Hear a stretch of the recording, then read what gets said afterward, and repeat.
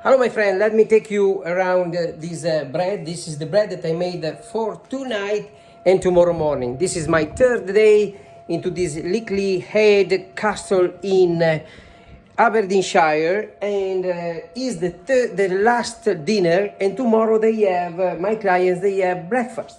So here is also some bread for breakfast tomorrow. Let me take you through. I've got beautiful fennel seeds bread. So all this bread is made with my sourdough ferments, natural ferments. This is amazing, beautiful, gorgeous bread. And this is with cherry tomato. Look how beautiful, cherry tomato, fire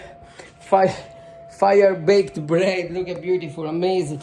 Look at this is with onions. This is with onions as well. Look how beautiful, onions and a touch of oats. Amazing, beautiful, gorgeous production in Lickleyhead Castle, Aberdeenshire, from Giuseppe Manzoli, your professional private chef.